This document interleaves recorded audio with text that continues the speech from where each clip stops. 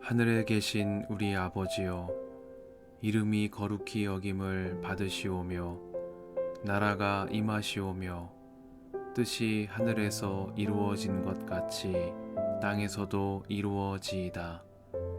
오늘 우리에게 일용할 양식을 주시옵고 우리가 우리에게 죄 지은 자를 사하여 준 것 같이 우리 죄를 사하여 주시옵고 우리를 시험에 들게 하지 마시옵고 다만 악에서 구하시옵소서. 나라와 권세와 영광이 아버지께 영원히 있사옵나이다. 아멘.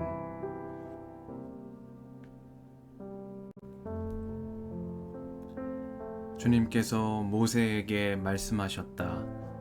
너는 이스라엘 자손에게 말하여 그들에게서 지팡이를 모아라. 각 종족별로 지팡이 하나씩, 곧 각 종족마다 한 지도자에게서 하나씩, 지팡이가 12개이다.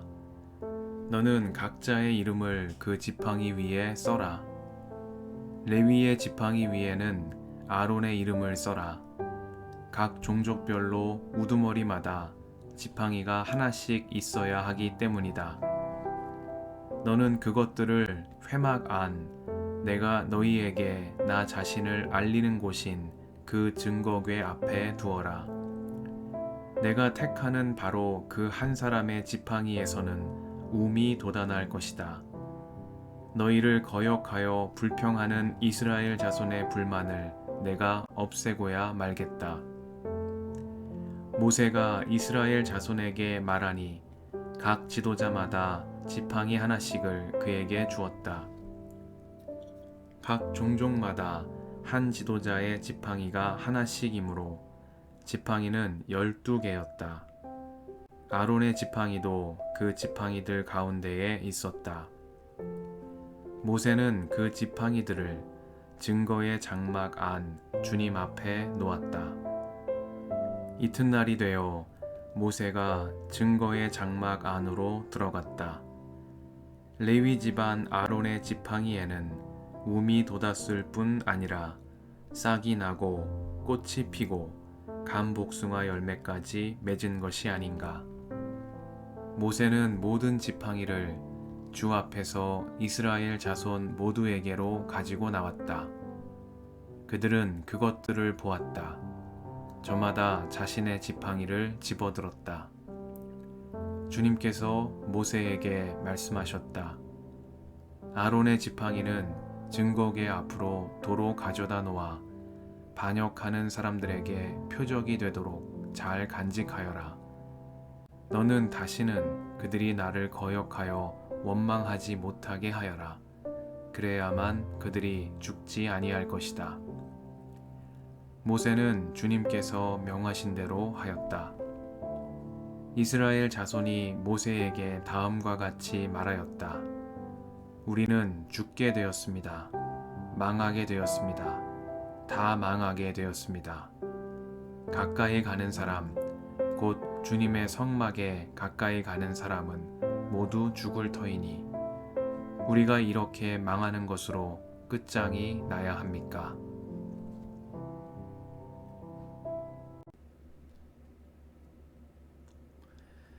주님의 은총과 평화가 이 저녁에 여러분과 함께 하시길 빕니다. 주님께서 모세에게 말씀하셨다. 아론의 지팡이는 증거궤 앞으로 도로 가져다 놓아 반역하는 사람들에게 표적이 되도록 잘 간직하여라. 너는 다시는 그들이 나를 거역하여 원망하지 못하게 하여라.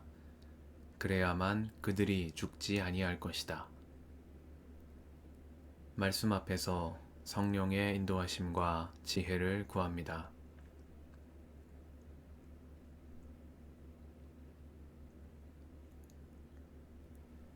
민수기 17장은 고라의 반역이 일단락된 후 주님께서 아론의 제사장으로서의 권위를 보증해 주신 이야기를 전하고 있습니다.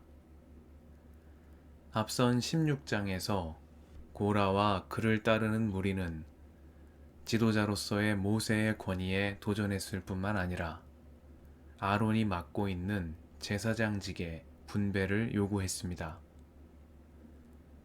고라 무리는 다른 레위인들이 아론과 그 아들들의 제사장직 수행을 돕는 역할에 머물지 않고 직접 제사장직을 수행하게 해줄 것을 모세와 아론에게 요구했습니다.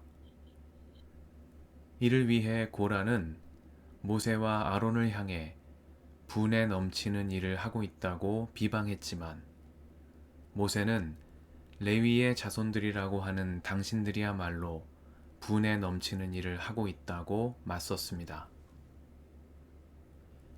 많은 성서학자들은 제사장직 수행을 둘러싼 이러한 갈등을 전하는 민수기 16장에서 18장에 이르는 본문이 친제사장적 전통에서 기술되었음을 지적하고 있습니다. 고대 이스라엘의 생활 속에서 제사장들과 레위인들 사이의 갈등과 반목은 끊이지 않고 지속되어 온 일상이었습니다.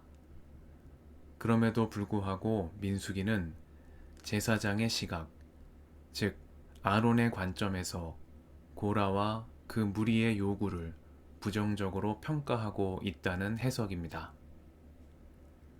주님께서 아론의 지팡이에서만 싹이 나고 꽃이 피게 하심으로써 아론의 제사장으로서의 권위를 배타적으로 보증하시는 17장의 말씀 역시 이러한 흐름 가운데 있다고 하겠습니다.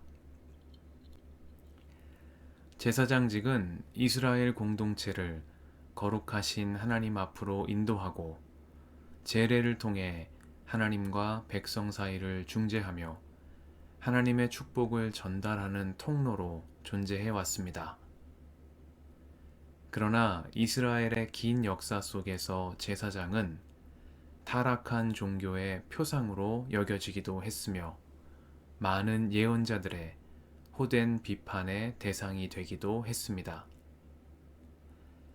제사장 엘리의 아들 홈니와 비느하스처럼 어떤 제사장들은 백성에게 지켜야 할 규정을 무시한 채 섬겨야 할 백성들을 오히려 함부로 대하고 주님께 바치러 가져온 그들의 재물을 갈취하기도 했으며, 심지어 회막 어귀에서 일하는 여인들과 성적인 비행을 저지르는 등 이스라엘 전체를 위기에 빠뜨리는 악행을 일삼기도 했습니다.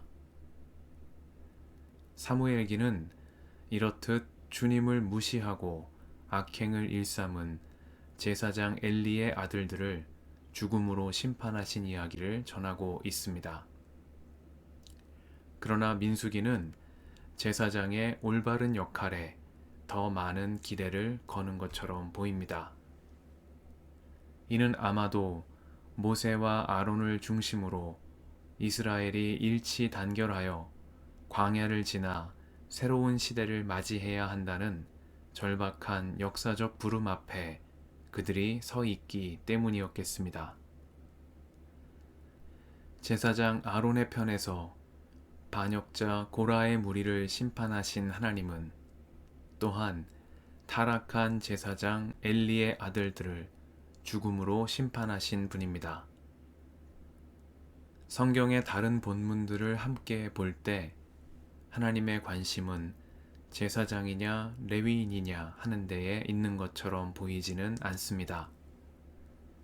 주님의 관심은 누가 나의 백성을 위한 사람이며 누가 그들을 올바른 길로 인도할 사람인가 하는 데 있는 것처럼 보입니다. 당신 백성의 부르짖는 소리를 들으시고 그들을 자유의 길로 인도하신 하나님, 떠돌이 나그네로 살아가는 이들을 제사장 나라 거룩한 민족으로 세우셔서 하나님의 사랑과 자비의 뜻을 만방에 펼치게 하시는 하나님, 그분의 관심은 오로지 당신 백성에게 집중되어 있으신 게 아닌가 생각해 봅니다. 누가복음은 누가 더 큰 사람인지를 두고 다투는 제자들 앞에 어린아이 하나를 세우고 하신 예수님의 말씀을 전합니다. 너희 가운데에서 가장 작은 사람이 큰 사람이다. 타인의 인정을 두고 벌이는 본뜻을 벗어난 다툼을 그치고 기꺼이 가장 작은 사람이 되기를 결단하는 이 저녁이 되게 해주시기를 간구드립니다. 함께 기도하시겠습니다.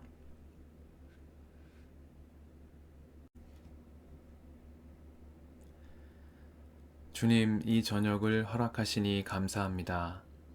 타인의 인정을 두고 벌이는 헛된 다툼을 그치고 자비로우신 하나님의 품 안에서 일치된 연합을 이루는 저희가 되게 하옵소서. 우리의 길과 진리와 생명이신 예수님의 이름으로 기도드립니다. 아멘.